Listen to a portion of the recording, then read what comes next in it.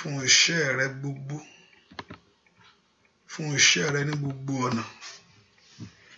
Ìwọ la yìn lógo lórí ayé ọmọ, ìwọ la yìn lógo ní ọ̀nà wa gbogbo, ìwọ la fi gbogbo ọpẹ́ yìí fún. Olórí gbogbo èyìn lọ́wọ́, ẹni mọ Ísírẹ́lì gbọ́ ọpẹ́. Ìwọ tó pọ̀ nípa tágbára gbọ́ ọpẹ́. Olúwa gbọ́ ọpẹ́, Olúwa gbà yìn. Kábíyèsí ìwọ la gbé ga láàárọ̀ yìí fún ohun tí ìwọ Ọlọ́run ti pinnu pé ó ṣe nínú ayé ẹnì kankan, fún ohun tí ìwọ Ọlọ́run ti pinnu pé ó ṣe nínú ilé ẹnì kankan, fún ohun tí ìwọ Ọlọ́run yóò pinnu pé ó ṣe lórí ilé ẹnì kankan. Ẹni mọ Ísírẹ́lì, Olúwa gbọ́ ọpẹ́, Olúwa gbà yìn. Gbogbo ẹ̀ṣẹ̀ gbogbo Olúwa dáríjì, gbogbo ẹ̀ṣẹ̀ gbogbo èyí tí ò ń járí ìwọ Jésù, Olúwa dáríjì. Gbogbo ẹ̀ṣẹ̀ gbogbo tí ò ń já gbóhùn ìwọ Ọlọ́run, Olúwa dáríjì. Bàbá, dárí gbogbo àṣídèjì, yẹ kí ọ̀rọ̀ rẹ kó tọ̀ ọ́ wá, yára àánú rẹ gbà, yẹ kí orí ọ̀fẹ́ rẹ kó dájú fún wa. A ó sì máa yìn ọ́ lógo, a ó sì máa gbé ọ ga láì lórúkọ Jésù Kristi, Olúwa àti Olùgbàlà wa. Àmín. Ọmọ náà bẹ̀rẹ̀ sí dúpẹ́ lọ́wọ́ Jésù yìí fún orí ọ̀fẹ́ yìí, fún orí ọ̀fẹ́ ńlá èyí tá a rí gbà níwájú Ọlọ́run, fún àǹfààní ńlá èyí tó fún wa láàárọ̀ yìí láti ké pé òun náà fẹ́ ká dúpẹ́ lọ́wọ́ Ọlọ́run yìí pé Jésù ṣé o, wà lágbára gíga o ṣé, ìwọ Ọlọ́run ìmọ́lẹ̀ ó máa ṣe lórí ọ̀nà wa gbogbo, lórí ayé wa, lórí ìdílé kankan. Ọlọ́run a yìn ọ́, ẹ ká dúpẹ́ lọ́wọ́ Jésù yìí fún orí ọ̀fẹ́, ààbò ńlá rẹ̀ tó péye, ààbò Jésù tó péye ní gbogbo ọ̀nà lórí ayé wa sẹ́. Wọ́n náà fẹ́ ká gbé Ọlọ́run ga pé Olúwa o ṣeun. Ọlọ́run mo yìn ọ́ fún ohun tó ń ṣe lọ́wọ́ báyìí. Ẹ ká dúpẹ́ lọ́wọ́ Ọlọ́run fún àǹfààní ńlá tó fún wa, fún orí ọ̀fẹ́ ńlá èyí tá a rí gbà lọ́wọ́ Olódùmarè yìí. Jésù ṣe, ìwọ tó pọ̀ nípa ti agbára, ìwọ tó ní gbogbo agbára lọ́wọ́, ìwọ tó ní gbogbo ìyìn lọ́wọ́, ìwọ la gbé ga láàárọ̀ yìí, ìwọ la fi gbogbo ìyìn fún. Ọba tó ní gbogbo ọpẹ́, tó ní gbogbo agbára, òun náà mo fẹ́ ká yìn lọ́wọ́lọ́wọ́ báyìí. Let's lift our voice and just begin to thank the Lord for great things that he has done for us.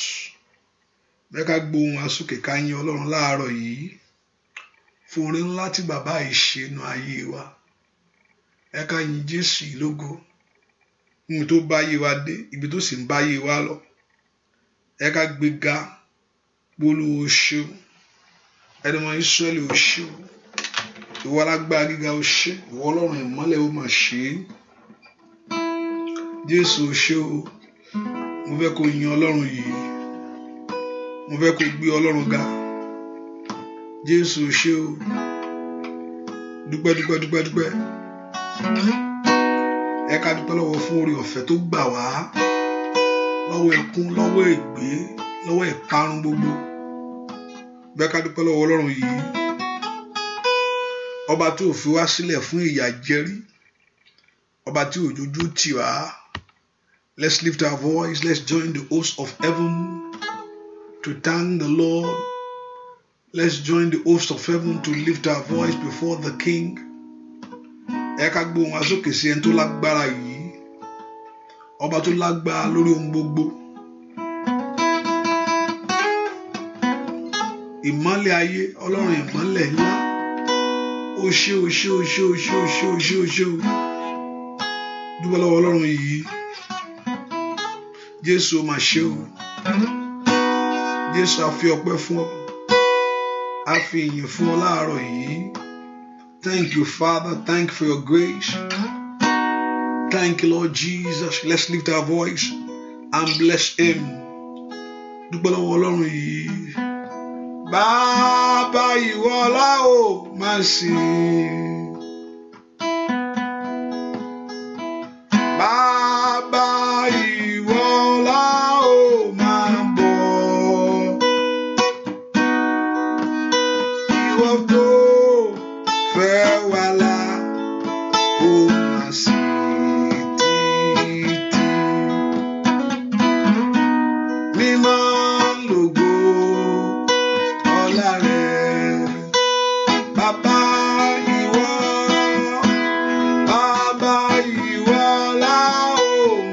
sìn.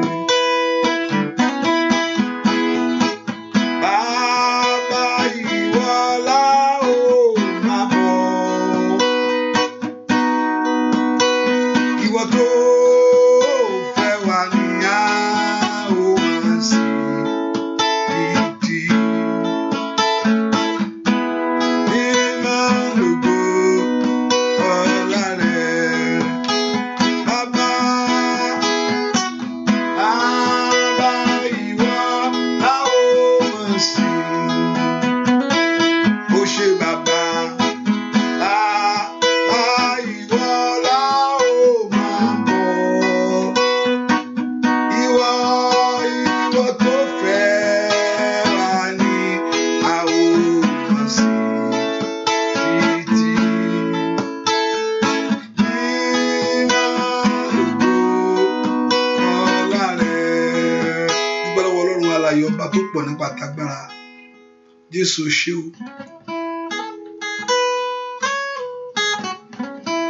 Dúpẹ́ lọ́wọ́ Ọlọ́run alààyè ìṣẹ́nu.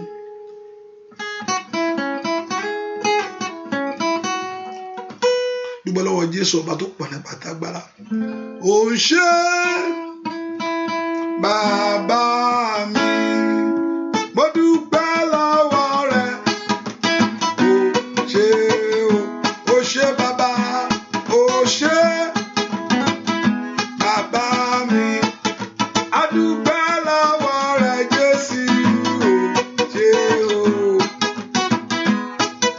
Ó ṣé bàbá mi, mo dúpẹ́ lọ́wọ́ rẹ Olúwa.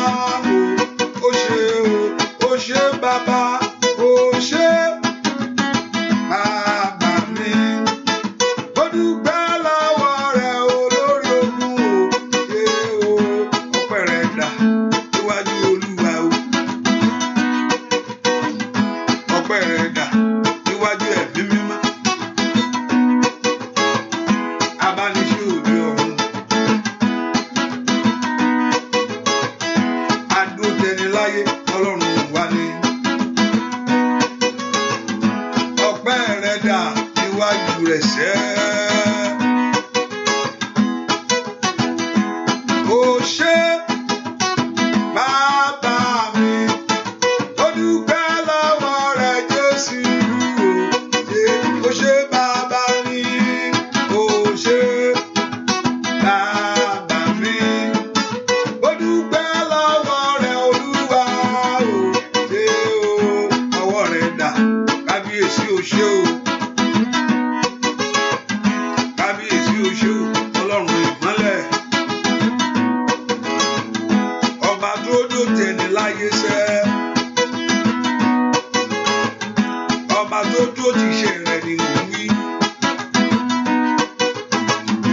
Ó tó bẹ́ẹ̀ ó jù bẹ́ẹ̀ lọ bàbá mi àgbà. Ó yá dúpẹ́ lọ́wọ́ Ọlọ́run alààyè. Ó ṣé Jésù fún oore rẹ. Arúgbó ìgbàanì fún òyìn ọ̀wọ̀ bàbá. Ó ṣé Jésù fún oore rẹ o. Arúgbó ìgbàanì fún òyìn ọ̀wọ̀ bàbá. Fún òyìn ọ̀wọ̀ bàbá. Fún òyìn ọ̀wọ̀ bàbá. Lórí ọmọ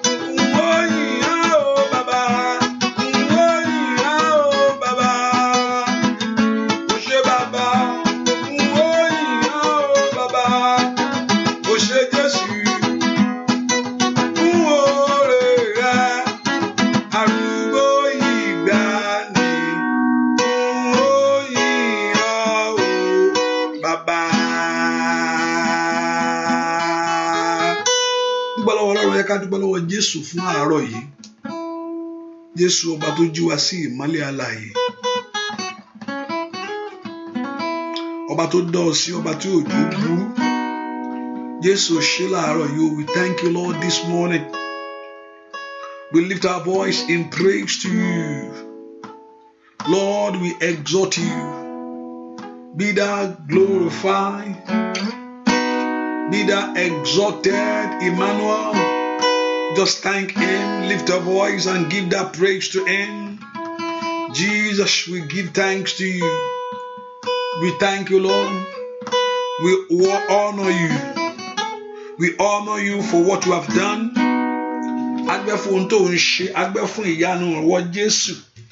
We thank you, Lord, for the hand of your grace, hand of your mercy.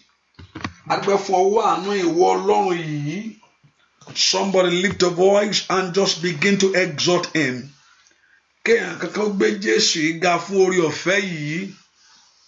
Let's thank him, let's bless him. Thank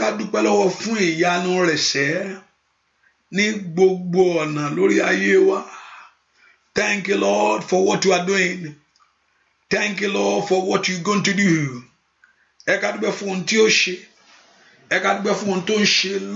Lọ́wọ́ báyìí. Mashika tori masantori makatayaba. Masontori moshike telebokapa. Gbẹ fún ìyanu rẹ̀ sẹ́. Matutori moshin telemokapayaba. Gbẹ fún ògo ìwọ Ọlọ́run. Gbẹ fún ẹwà rẹ̀. Dúpẹ́ fún ọ̀rọ̀ rẹ̀ sẹ́. Dúpẹ́ fún ìyanu rẹ̀ sẹ́. Thank Holy Spirit. Thank Holy Spirit. Thank Almighty God. In Jesus' name, we pray. Let us begin to ask him to forgive all our sin. Ẹ ká sọ fún Jésù.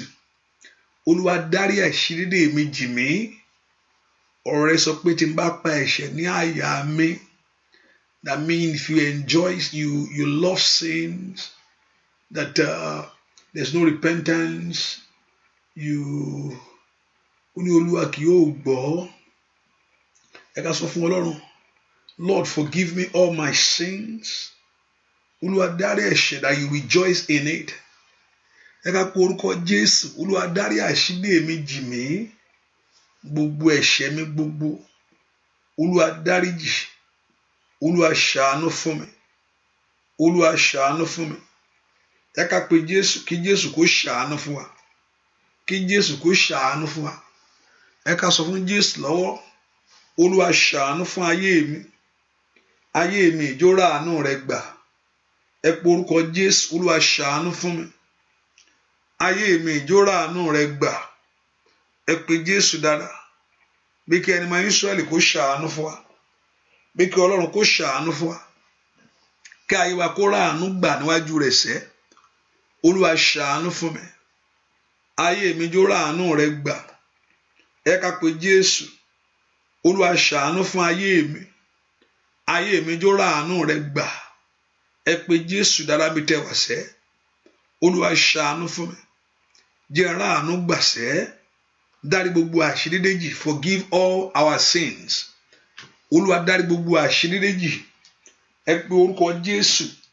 Gbogbo àṣírí dé gbogbo níwájú Ọlọ́run, pé kí Ọlọ́run kó dáríjì gbogbo ẹ̀ṣẹ̀ gbogbo èyí tí ò ń jẹ́ ká rí ojú rere rẹ̀.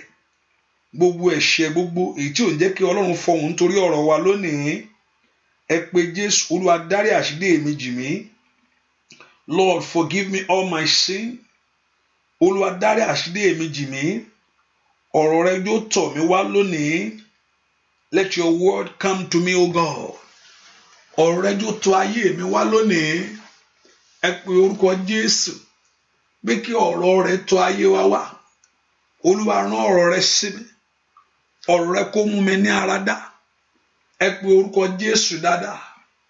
Olúwa rán ọ̀rọ̀ rẹ sí mi. Ọ̀rọ̀ rẹ kó mú mi ní ara dá.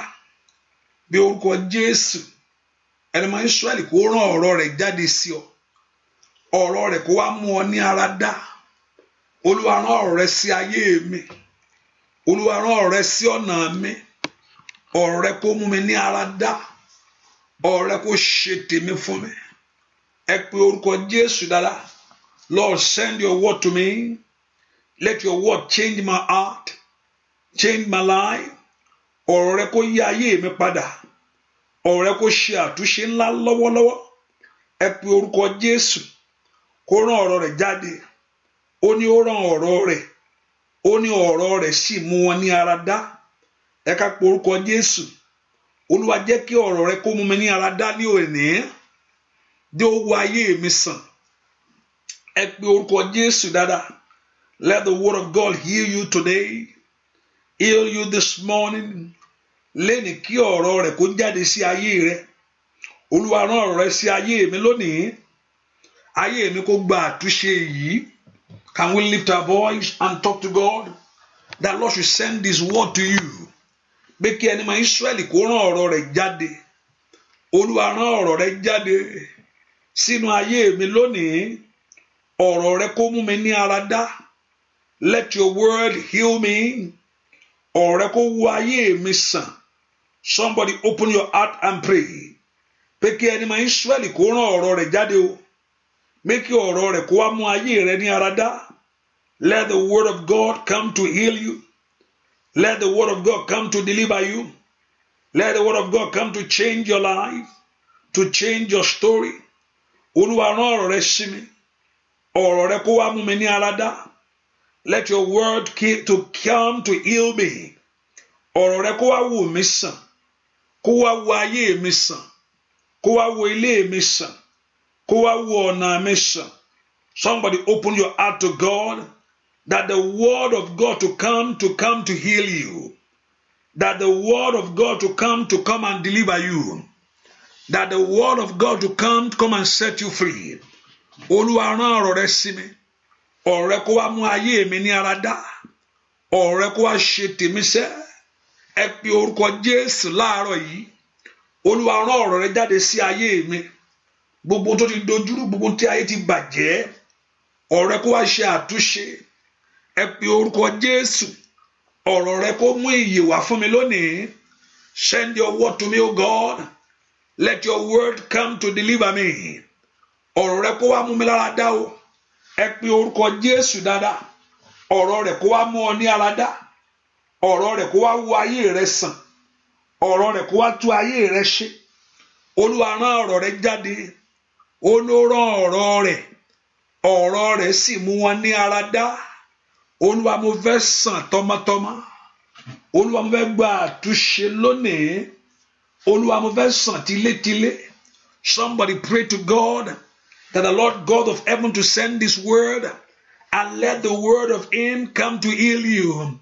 Let the word of God come to deliver you. Let the word of God come to bring a change into your life. Ọ̀rọ̀ rẹ kó wá mú àtúnṣe sórí ọ̀rọ̀ mi. Ọ̀rọ̀ rẹ kó wò mí sàn. Ọ̀rọ̀ Jésù mú mi ní ara dá lọ́wọ́lọ́wọ́ báyìí o. Ẹ ká pe orúkọ Jésù. Olúwa rán ọ̀rọ̀ rẹ jáde. Ọ̀rọ̀ rẹ kó mú mi ní ara dá.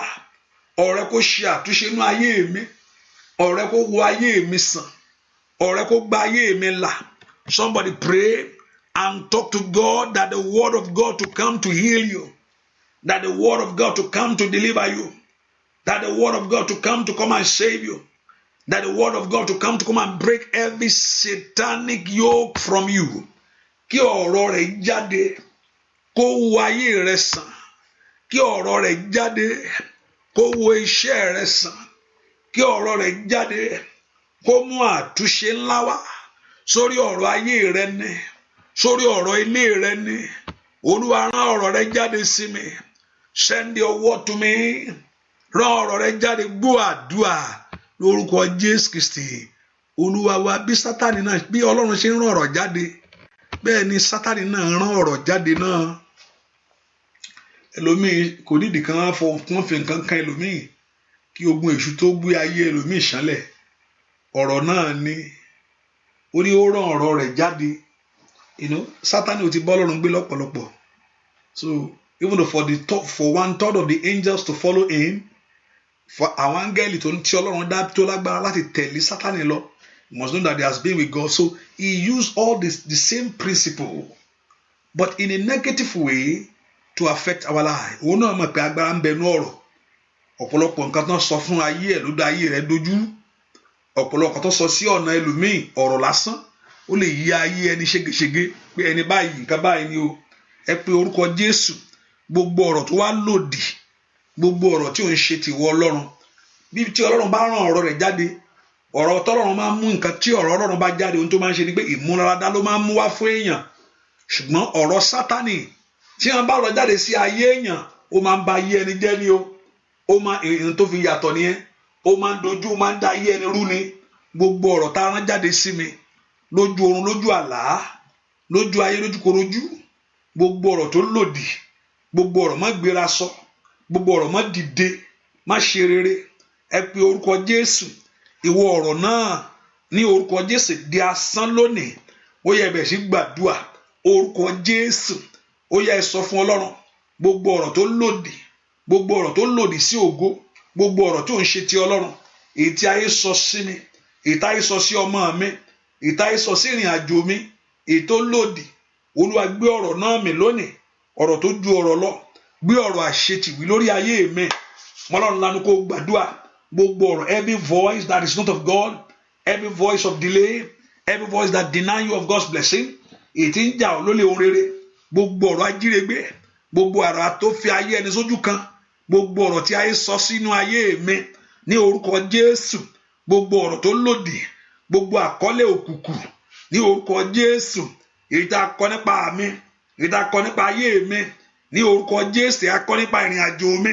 Ẹ gbọ́ orúkọ Jésù, kọ́lọ́run kó bẹ̀rẹ̀ sí sọ di asán lónìí.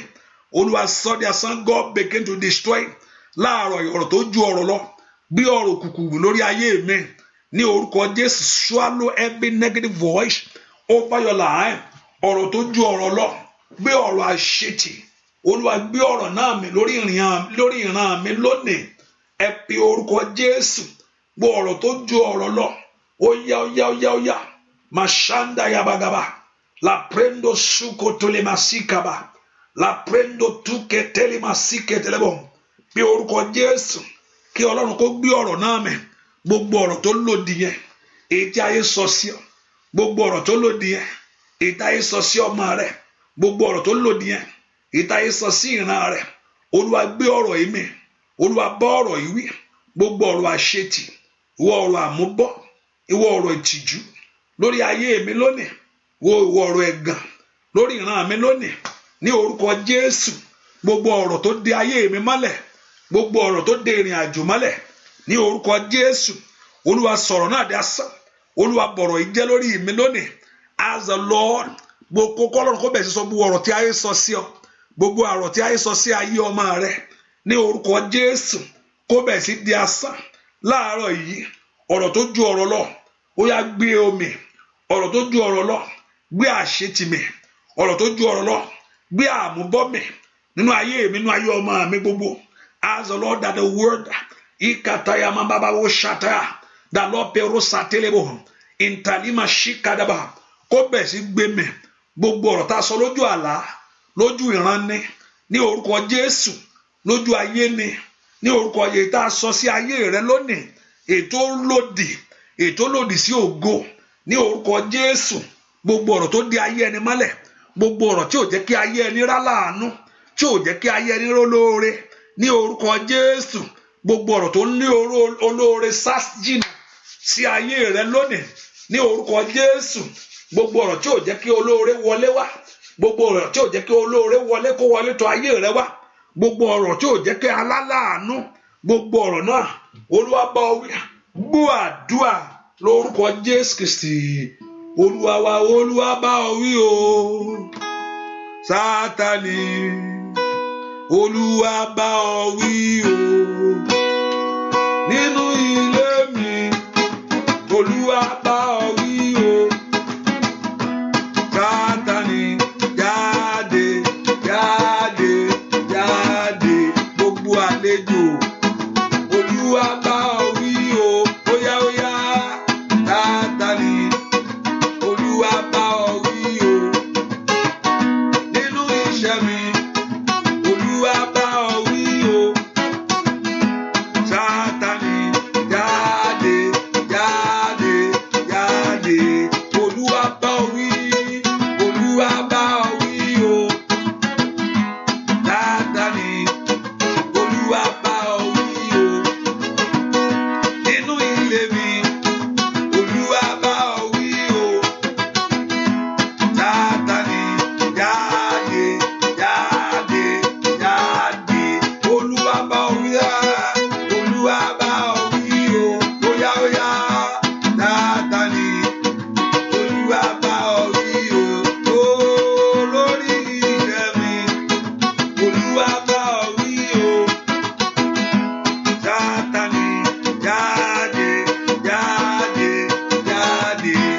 gbogbo agbára kágbára Olúwa bá ọ wí o gbàdúrà Sátánì Olúwa bá ọ wí o nínú ilé mi Olúwa bá ọ wí o gbogbo tó ṣáṣí Sátánì jáde jáde jáde gbogbo agbára kágbára Olúwa bá ọ wí o Sátánì Olúwa bá ọ wí o nínú iṣẹ́ mi Olúwa bá ọ wí o Sátánì jáde jáde jáde ó yá gbàdúrà Olúwa bá ọ wí o Sátánì Olúwa bá ọ wí o nínú ilé mi Olúwa bá ọ wí o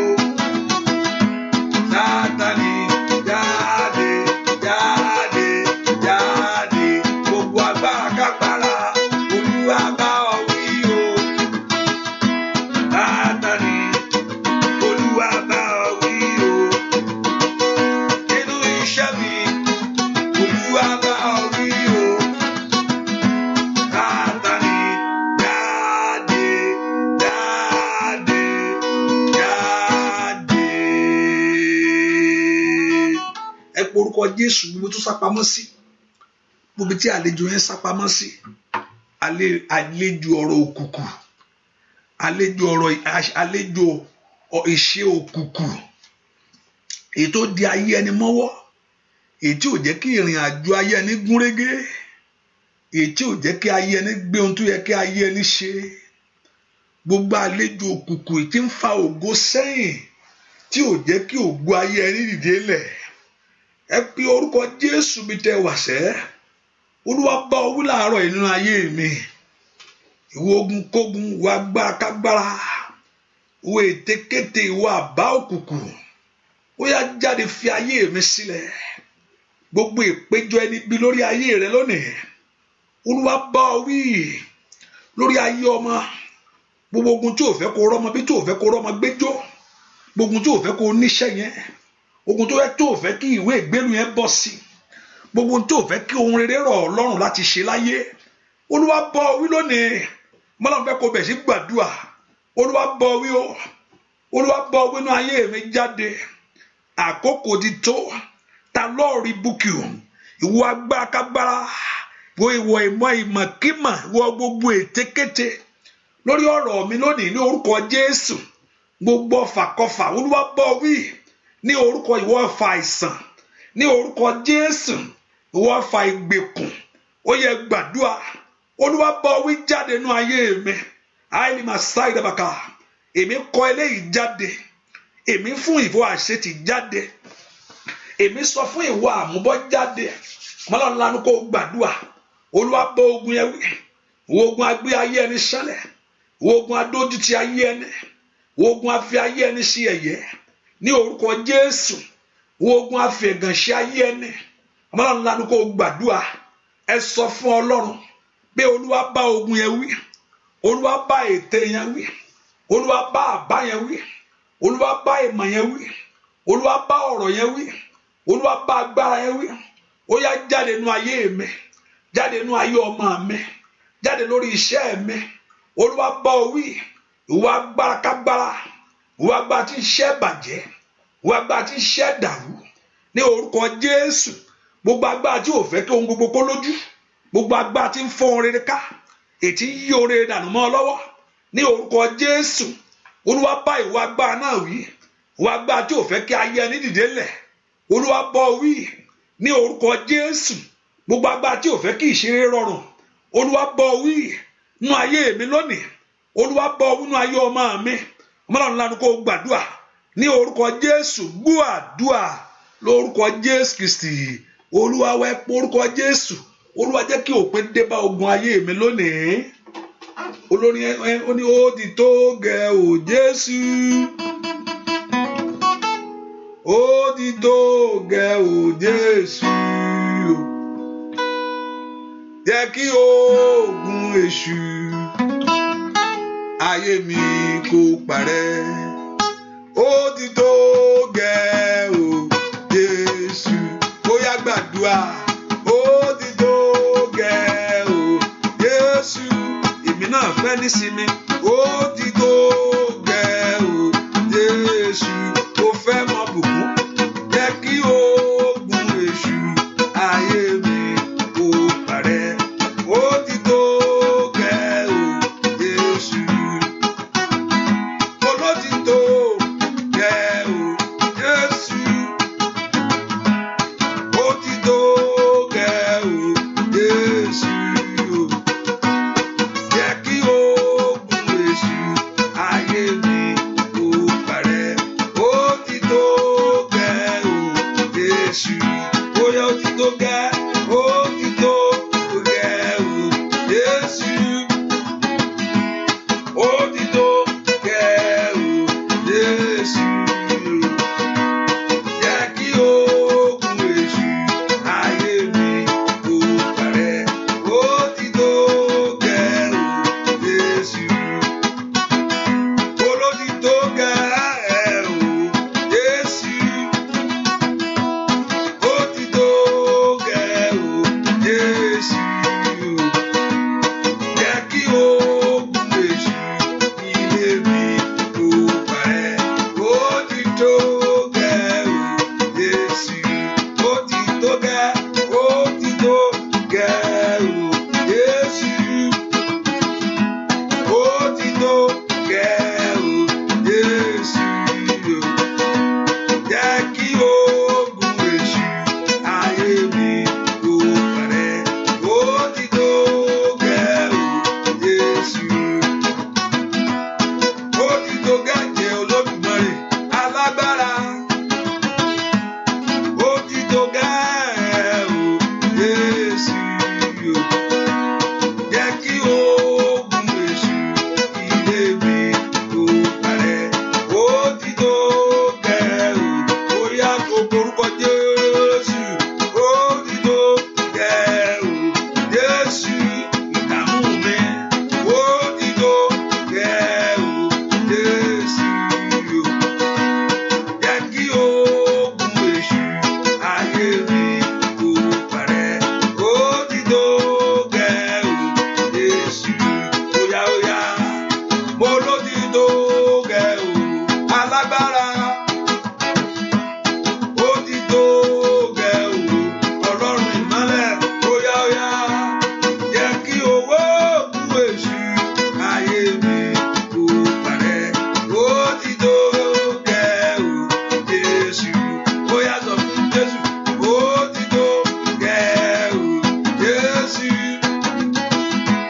ó ti tó gẹ́ o Jésù jẹ́ kí ogun èṣù ayé mi kó parẹ́ ó ti tó gẹ́ o Jésù ó yá ó ti tó gẹ́ ó yá lórúkọ Jésù ó ti tó gẹ́ lórí ilé ó ti tó gẹ́ lórí ẹbí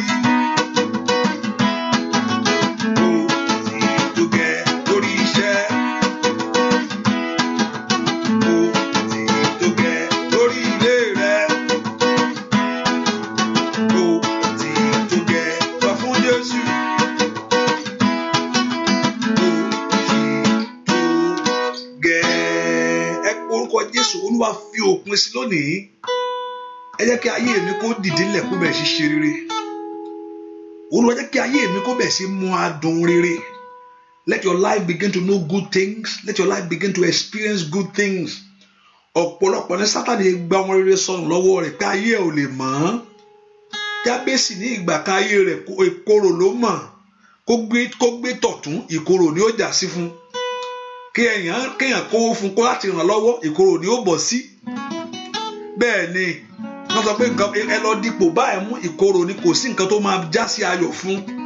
Torí pé inú ìbànújẹ́ láyé ju ayé rẹ̀ sí ohun ni màmá SBC tì sínú bẹ̀ gbogbo ohun tí ayé fi ti ayé rẹ̀ sínú kólóbó ní orúkọ Jésù agbára àjíǹde kó mú ọ jáde ẹ ṣàmì dáadáa mo ní ohun ni màmá ẹ fi síbẹ̀ ó nítorí pé òun bínú ìbànújẹ́ and he begin to experience such things in his life He identified and he went before the Lord and said to God that Lord, this must be enough. This has to come to an end. Ọlọ́run sì gbọ́, ẹ pe orúkọ Jésù. Ó yá jẹ́ kí òpin dé bá lónìí.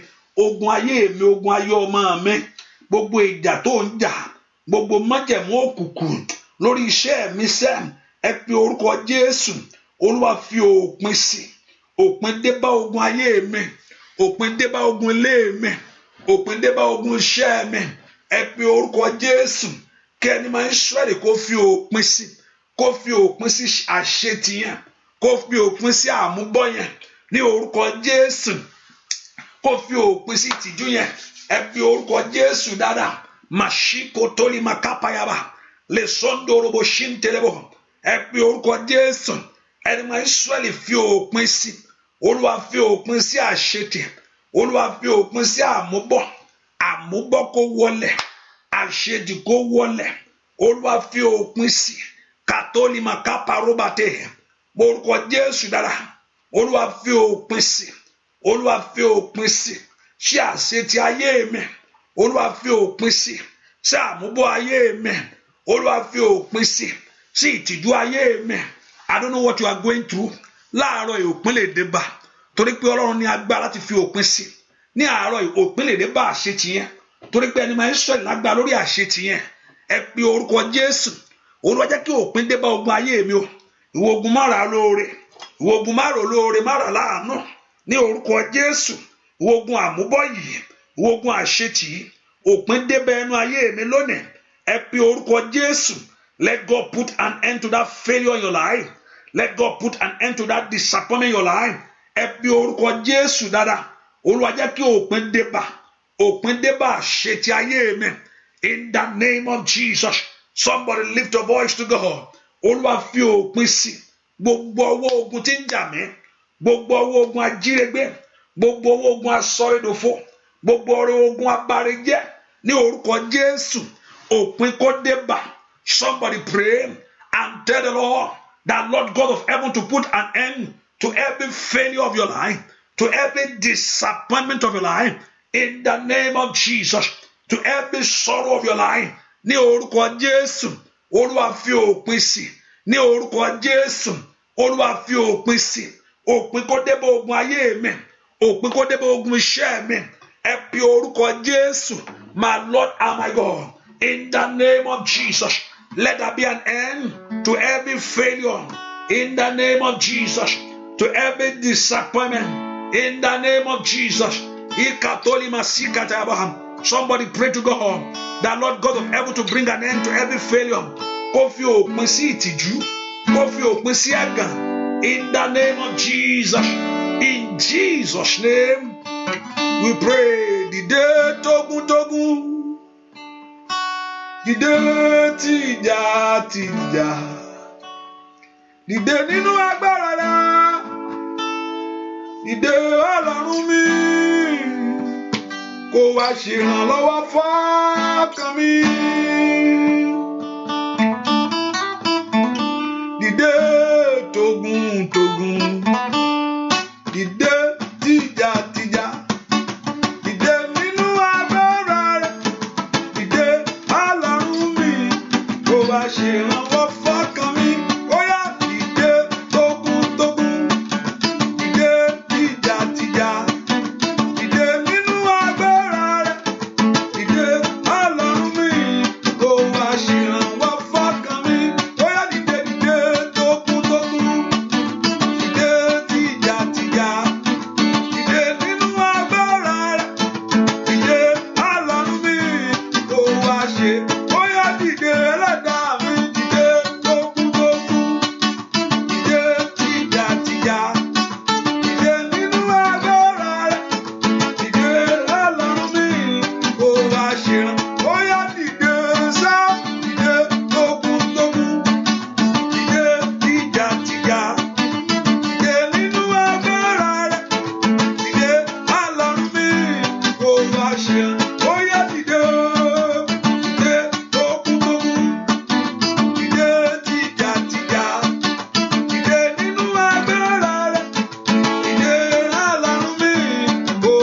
ṣìnà ọ̀pọ̀ kan mi. Ọlọ́run mi wá ràn mí lọ́wọ́. Ọlọ́run mi wá ràn mí lọ́wọ́. Ẹlẹ́dàá mi ó yá wá ràn mí lọ́wọ́. Ọlọ́run mi wá ràn mí lọ́wọ́. Wá gba ayé mi níjà Olódùmarè. Ní gángan bàbá o.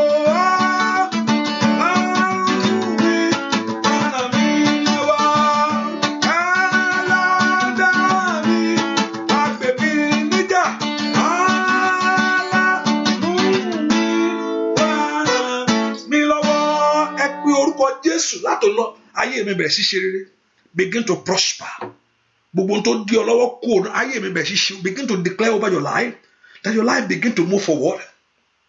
Begin to declare over your life that your life begin to do good. Ìwọ ayé mi gbọ́ ọ̀rọ̀ Olúwa bẹ̀rẹ̀ sí ṣe rere o. Ìwọ ayé ọmọ mi gbọ́ ọ̀rọ̀ Olúwa bẹ̀rẹ̀ sí ṣe rere. Mo fẹ́ kó bẹ̀rẹ̀ sí pariwo gbogbo ọ̀rọ̀ òdìdà kú òun ayé rẹ lónìí. Ìwọ ayé mi gbọ́ ọ̀rọ̀ Olúwa bẹ̀rẹ̀ sí ṣe rere. Ìwọ ayé mi gbọ́ ọ̀rọ̀ Olúwa bẹ̀rẹ̀ sí ṣe ńlá. Wáyé mi lọ́wọ́ ọ̀rọ̀ Olúwa bẹ̀rẹ̀ sí ṣe ohun ọ̀tun. Ẹ pe orúkọ Jésù kí ayé yín lónìí kó bẹ̀rẹ̀ sí ṣe ohun rere. Ayé ọmọ ni ayé ọkọ ni. Ní orúkọ Jésù ní gbogbo ọ̀nà. Ayé yín kó bẹ̀rẹ̀ sí ṣe rere. Ẹ pe orúkọ Jésù. Wáyé mi bẹ̀rẹ̀ sí gbé ohun ńlá ṣe. Wáyé mi dìde bẹ̀rẹ̀ sí ṣe ohun rere. Wáyé mi bẹ̀rẹ̀ sí gbà láfíà. Ìwọ ọ̀nù mi gba ọmọ. Ó yá rí bí láyé. Kí inú rẹ kó gba ọmọ kó rí bí. Ní orúkọ Jésù. Ayé yín kó bẹ̀rẹ̀ sí ṣe rere. Ọ̀nà yín kó bẹ̀rẹ̀ sí là. Ẹ pe orúkọ Jésù. Ayé yín kó bẹ̀rẹ̀ sí ṣe rere. Màkóbá kó parobate. Ìkàtólì máa sútò kó pasikata. Lè prendo túkà ayé yín kó bẹ̀rẹ̀ sí ṣe rere. Ní orúkọ Jésù. Ayé yín kó bẹ̀rẹ̀ sí ṣe rere. Ayé ọmọ yín kó bẹ̀rẹ̀ sí ṣe rere. Ní orúkọ Jésù. Gbogbo ọ̀nà yín kó bẹ̀rẹ̀ sí là. Gbogbo ìdààmú kó wá sópin. Ní orúkọ Jésù. Gbogbo ọwọ́kọ́wọ́ ní orúkọ Jésù, gbogbo ọwọ́ ogun, gbogbo ọwọ́ ìdààmú ní orúkọ Jésù kó dópin. Ayé yín kó bẹ̀rẹ̀ sí ṣe rere ní orúkọ Jésù. Níbi tí ẹ ti ń fẹ́ àánú, ẹ bẹ̀rẹ̀ sí rí àánú gbà ń bẹ̀. Níbi tí ẹ ti ń fẹ́ ògo, ẹ bẹ̀rẹ̀ sí rí ògo gbà ń bẹ̀. Níbi tí ẹ ti ń fẹ́ ìrànlọ́wọ́, ẹ bẹ̀rẹ̀ sí rí ìrànlọ́wọ́ gbà ń bẹ̀. Ní orúkọ Jésù. Ayé yín kó bẹ̀rẹ̀ sí ṣe rere. Ọ̀nà yín kó bẹ̀rẹ̀ sí là. Ayé yín kó bẹ̀rẹ̀ sí ṣe rere ní orúkọ Jésù. Ọ̀nà yín kó bẹ̀rẹ̀ sí là. Ní orúkọ Jésù.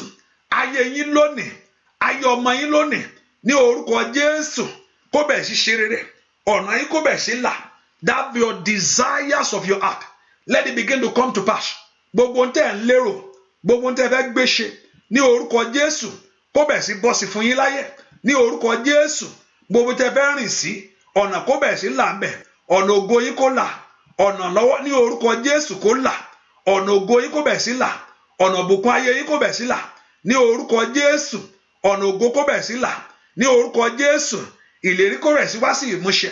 Gbogbo ìlérí, gbogbo ní orúkọ Jésù.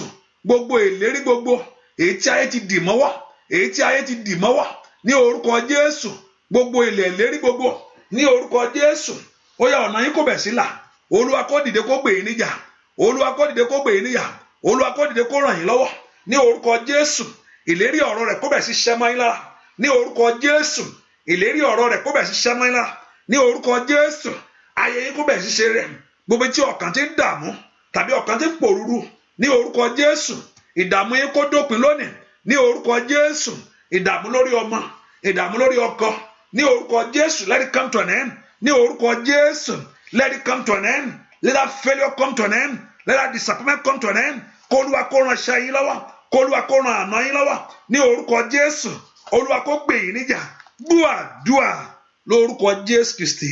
Olúwa wẹ́ pé orúkọ Jésù. Olúwa mo béèrè fún àṣeyọrí nínú ayé mi lónìí.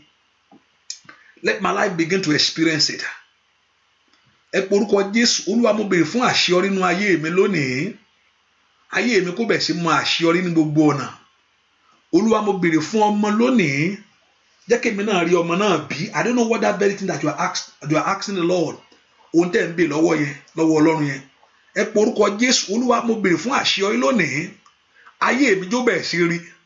Ayé mi jó bẹ̀ sí rí. Mo béèrè fún ìbùkún lónìí. Ayé mi jó bẹ̀ sí gba ìbùkún.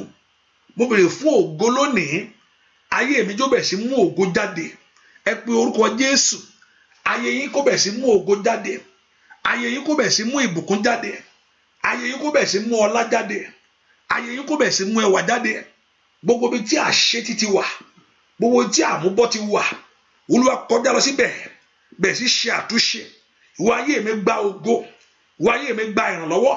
Can you lift your voice?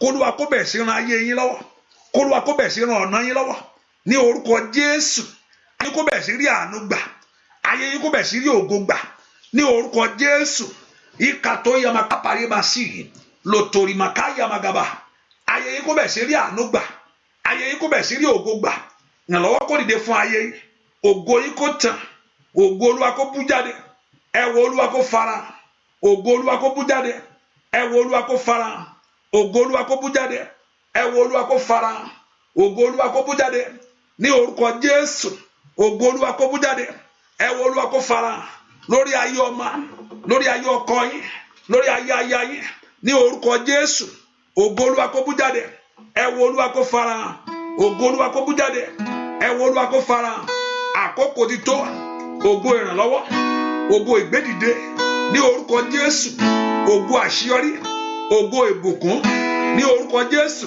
kó fara hàn ayé yín gbọ́ àdúrà lórúkọ Jésù Kristi Olúwa wa.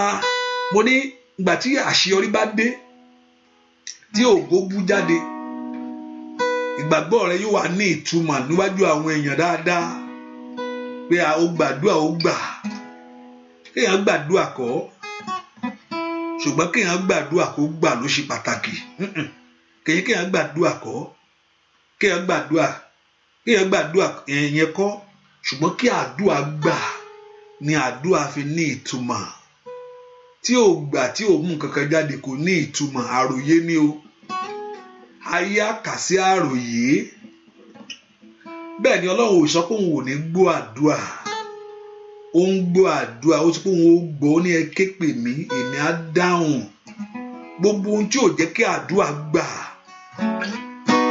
gbogbo ohun tí ò jẹ́ kí èèyàn rí pasẹ̀ àdúrà àti ògo àdúrà gbogbo tó yẹ kí èèyàn máa ṣàjẹ́ ìdànù níbi àdúrà ẹlòmíràn mo ti gbàwẹ̀ ẹlòmíràn mo ti gbà kò sórí òkè tẹ́lòmí ò mọ̀ kò síbi tí ò yà dé ẹlòmíràn wọn ti ẹ̀yìn àdúrà fún ní òyìn fúnra rẹ̀ gbogbo tí ò jẹ́ kí àdúrà gbà olùdènà ẹ̀ṣẹ̀ ohunkóhun ayé ni tí ò jẹ́ kí àdúrà gbà gbogbo agbára náà kó wá sí òpin lónìí mo fẹ́ kó kọrin a ó gbé Jésù gálà tàmí ohun tó ṣe pàtàkì nìyẹn a ó gbé Jésù gálà tàmí a ó gbé ga o a gbé Jésù gálà tàmí ó yá sọ fún a gbé Jésù gálà tàmí.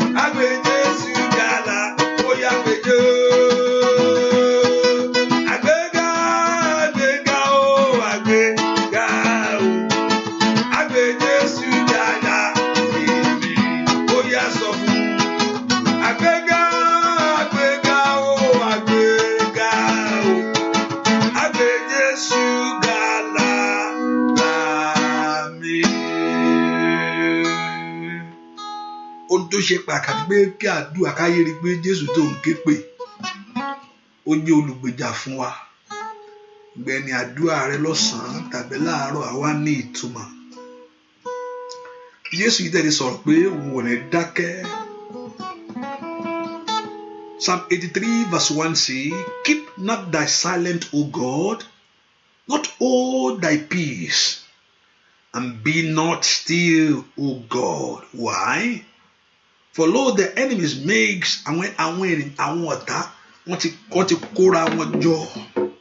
Ẹ pe orúkọ Jésù lónìí, jẹ́ kí ìgbéga kó ṣẹlẹ̀ ní ara mi látòní lọ. Nínú ayé Lásárù wọn ló ti rùn, ṣùgbọ́n Jésù di ẹni gbígbéga. Jésù tó gbẹ́kẹ̀lé, Jésù tó képe, ẹ pe orúkọ Jésù, jẹ́ ká gbé ọ̀gá lára mi. Ohun tí ayé ti mọ̀ pé kò ṣeé ṣe mọ́, ohun tí èmi gan ti mọ̀ pé àbí tó bá mi dá sí. Olúwa sọ ara rẹ di mímọ́. Rúra rẹ sókè lórí ọ̀rọ̀ mi.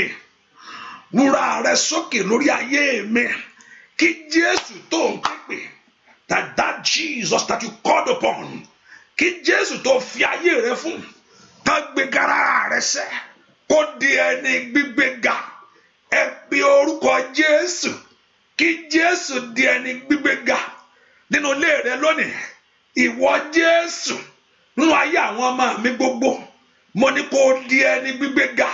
Ó ní màkàlí màsáìdà lórí ọ̀rọ̀ ayé mi. Ìwọ Jésù, be praised, O God. Be praised, O God. Be praised, O God. Sọ fún Jésù yìí, kí Jésù yìí kó di ẹni gbígbéga ní gbogbo ìṣòro gbogbo. Kó di ẹni gbígbéga ní orúkọ Jésù. Ká gbé ọ̀gá lára mi. Kó di ẹni mímọ́. Kó di ẹni iyì. Kó di ẹni ògo. Kí ọ̀rọ̀ rẹ kó wá sí ìmúṣẹ. Bẹ́ẹ̀ ni ó sì rí láì lórúkọ Jésù Kristi Olúwa wa. Àmín. Mo fẹ́ gbàdúrà fẹ́nìkan. Táwa ní gbogbo ọfà ojú oorun, gbogbo ọfà ojú, every arrow in your dream, gbogbo ọfà tó bá ojú oorun wọlé lónìí ní orúkọ Jésù, bó ṣe fẹ́ lọ sùn tàbí tó ti jí yẹn, ọfà yẹn kó jáde síta. Mo gbàdúrà gbogbo ọfà tó bá ojú oorun wọlé. Mo ní Sátánì náà mọ̀ pé ìgbà tí èèyàn bá sùn, ẹ̀wọ́n nígbà tí ọmọ ènìyàn sùn, not only a physical sleep alone, the greatest one is the spiritual sleep. Oorun ẹ̀mí yẹn ló burú jù.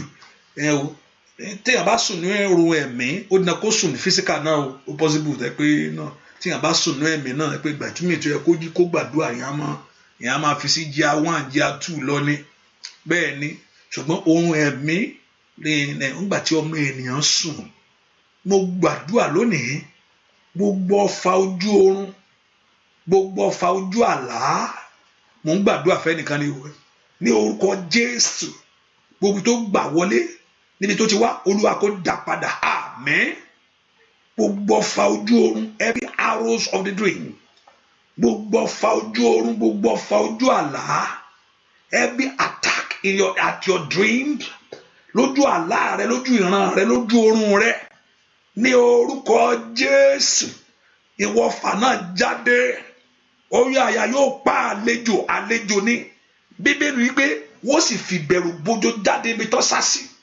Gbogbo ọfà ojú oorun, gbogbo ọfà ojú àlá, gbogbo ọfà tí ò tó gba ọrẹ sọnù, gbogbo tó yànnà ká pàtàkàyà, gbogbo ohun tí ayé gbà lọ lójú oorun, ní orúkọ Jésù lónìí kó jáde síta. Ní orúkọ Jésù kó jáde síta. Kó jáde síta. Olúwa kó lè jáde síta. Ìwọ ọfà jáde. Ọfà jáde ní kọ̀lọ̀fín rẹ lónìí. Jáde ní kọ̀lọ̀fín rẹ lónìí. Jáde ní kọ̀lọ̀fín rẹ lónìí. Jáde. Ẹ gba ìṣẹ́gun. Ẹ ní ìṣẹ́gun. Ẹ ní ìṣẹ́gun. Ẹ gba ìṣẹ́gun. Ẹ gba ìtúsílẹ̀. Ẹ gba ìdáǹdè. Ẹ gba ìtúsílẹ̀. Olúwa kó ràn yín lọ́wọ́. Olúwa kó mú àṣetì kúrò. Olúwa kó mú àmúbọ́ kúrò. Ẹ gba ìdáláre. Oore kó bẹ̀rẹ̀ sí bọ́ sí fún yín. Kẹ́ ẹ bẹ̀rẹ̀ sí ṣoríire. Kẹ́ ẹ bẹ̀rẹ̀ sí gbóhùn ńlá ṣe. Ọkàn yín kó balẹ̀. Gbogbo ìpòrúru ọkàn gbogbo ní orúkọ Jésù. K'Olúwa kó tán lónìí. Gbogbo ìdààmú gbogbo, let it come to an end in the name of Jesus. gbogbo ìdààmú gbogbo, every struggle, every shame, every disappointment in your life, let it come to an end. Olúwa kó ràn yín lọ́wọ́, kẹ́rí ọwọ́ Olúwa, kẹ́rí ìgbèjà rẹ̀, kẹ́rí ìṣẹ́gun Olúwa, kẹ́rí ìdádé Olúwa, kẹ́rí agbára Olúwa, kẹ́rí owó Olúwa. Olúwa kó ràn ayé yín lọ́wọ́, ayé yín kó gba àtúnṣe. Olúwa kó ràn iṣẹ́ yín lọ́wọ́, iṣẹ́ yín kó gba àtúnṣe. Ayé yín kó lógo, ayé yín kó ní ògo, ayé yín kó ní ògo, ayé yín kó rí ìrànlọ́wọ́ gbà, kẹ́rí àánú rẹ̀ sẹ́. Olúwa kó jọba, ìjọba Sátánì kó fàya ní orúkọ Jésù. Ó yẹ kó níbi àṣetì, ẹ kó níbi àmúbọ́, ẹ kó níbi àìlólóore ní orúkọ Jésù. Ní ipò yẹn ẹ kó mbẹ, ilẹ̀ yẹn, orílẹ̀-èdè yẹn, kó Olúwa kó ṣe nílẹ̀ ọlọ́ràá fún ọ. Ilẹ̀ yẹn, orílẹ̀-èdè yẹn, mo ní kí Ọlọ́run Ísírẹ́lì kó ṣe nílẹ̀ ọlọ́ràá fún ọ ní orúkọ Jésù. Ilẹ̀ yẹn, orílẹ̀-èdè yẹn, mo ní kí Olúwa kó ṣe nílẹ̀ ọlọ́ràá fún ọ. Kójú má ṣe tì ọ́, kó má ṣe dẹni ẹ̀gàn, kó má ṣe dẹni lẹ́lẹ̀ ní orúkọ Jésù. Ò ní kú ikú kan ní orúkọ Jésù, bí kò ṣe yíyẹ wàá yè tọmọtọmọ, wàá yè tọkọtọkọ, wàá yè tilétilé, torí pé ẹ ti sáwọ sí níbi ààbò Olúwa. Olúwa kó gbà yín, torí pé ẹ ti wọ bí ìsádi rẹ lọ, ibi ìsádi rẹ ní orúkọ Jésù. Kó yí yín ká, kó yí yín ká, ẹ ní rógun, ẹ ní rí ìdààmú, ẹ ní rógun. Gbogbo alágbá tó ló fẹ́ gbé ogun dìde fún ọ ní orúkọ Jésù, àrígiṣẹ́gi ni o, orí ara ẹ̀ ló fi ń gbé. Alágbá tó ló fẹ́ gbé ogun dìde fún ayé ọmọ rẹ, alágbá tó ló fẹ́ béèrè fún ìdààmú fún ọ ní orúkọ Jésù, tàbí ìṣubú ní orúkọ Jésù, kó forí ara rẹ̀ gbé, ní orúkọ Jésù, kó forí ara rẹ̀ gbé. Ẹ̀yin bọ́ lọ́wọ́ ogun yìí, ẹ bọ́ lọ́wọ́ ìdààmú, torí pé fi Jésù ṣe bí àpáta ńlá ní orúkọ Jésù. Ààbò dájú ní orúkọ Jésù, ààbò dájú. Ojú ti ọ̀tá yín, ẹ ríre gbà, ẹ ráàánú gbà, ẹ rúbi ògo ní orúkọ Jésù. Olúwa kó fà yín lọ́wọ́ sókè, kójú má ṣe tì yín o, kẹ má ṣe dẹni ẹ̀gàn ní gbogbo ìdààmú ọkàn gbogbo. Olúwa kó tan lónìí, àdúà kó gbà fún. Níbi àdúà ẹ̀rí tí yín ṣe, níbi àdúà ẹ̀rí tí yín gbà, àdúà yín kó gbà, mo ní kó gbà, mo ní kó gbà. Olúwa kó fún yín ní ìbéèrè yín, let God give you your request. Olúwa kó dá yín lóhùn níbi àyè ńlá ni ẹ̀rí tí yín gbà, níbi àyè ńlá ni ẹ̀rí tí yín ṣe, níbi àyè ńlá ni ọwọ́ yín kó tó òkè, ojú ò ní tì yín, ayé ò ní yọ̀ yín, ẹ ní dẹni yíyọ̀, ẹ ní dẹni lẹ́lẹ̀ ní orúkọ Jésù. Ẹ ti bá Olúwa sọ̀rọ̀ láàárọ̀ yìí ní orúkọ Jésù, kó gbè yín níjà, kó dáhùn. Ẹ ti sọ fún, àti bá Olúwa sọ, ohun tá à ń fẹ́ ni, ọmọ ni, ọkọ ni, àṣeyọrí ni, ìbùkún ni ní orúkọ Jésù. Olúwa kó dáhùn. Ìrètí wa ò ní já sómi, ìgbẹ́kẹ̀lé wa ò ní já sásán. Àti gbẹ́kẹ̀lé, kó ṣe bí ọba, ṣe bí ọba, ṣe bí ọba ńlá, ṣe bí ọba, ṣe bí ọba. Kó bá ọjà jà rẹ lónìí, kí ìsinmi kó dé bá ayé yín. Ẹ ní ìsinmi látòní lọ, ẹ rí ìsinmi. Bẹ́ẹ̀ ṣe ń jáde, ẹ jáde lọ sọ́wọ́ rere, ẹ rìnà kórè ní orúkọ Jésù, ẹ rìnà kórè ní orúkọ Jésù, ẹ rìnà kórè, ẹ rí ire lọ́tùn lósì ní orúkọ Jésù. Ire Olúwa kó jẹ́ ti, òjò àánú kó rọ̀, òjò ìtura kó rọ̀, kó sẹ̀ sí yín lórí, ire ọ̀run kó sẹ̀ sí ayé yín, kí ìtura kó dé. Ẹ rí ọwọ́ Olúwa, ẹ rí ògo rẹ̀, ohun ìdánimọ̀ fún rere. Mo ní kí Ọlọ́run kó yàǹda fún ọ, ohun ìdánimọ̀ fún ògo. Mo ní kí Ọlọ́run kó yàǹda fún ọ. Ilẹ̀ yìí ò ní ní ọ lára, ilẹ̀ yìí ò ní ní ọ lára, ilẹ̀ yìí ò ní bá ọjà. Mo gbàdúrà fún ọ, ilẹ̀ yẹn ò ní ní ọ lára, ilẹ̀ yìí ò ní bá ọjà, ilẹ̀ yìí ò ní gbòdì mọ́ ọ ní orúkọ Jésù. Gbogbo alágbá tí ń pè é sódì lónìí ní orúkọ Jésù, gbogbo ọ̀rọ̀ wọn kó padà sórí wọn ní orúkọ Jésù. Ẹ rí àánú gbà, ìgbéga rẹ kó yá kánkán. Olúwa kó ṣe bẹ́ẹ̀ gẹ́gẹ́ bí ọ̀rọ̀ rẹ̀, bẹ́ẹ̀ ni ó sì rí láì lórúkọ Jésù Kristi Olúwa wa. Àmín, àmín, àmín lórúkọ Jésù. Hallelujah, praise the Lord. Ẹ ká fi sọ́kàn pé àdúrà tẹ̀síwájú láàárọ̀. Today is Wednesday, láago mẹ́fà, and the Lord Jehovah God will help us in Jesus' name.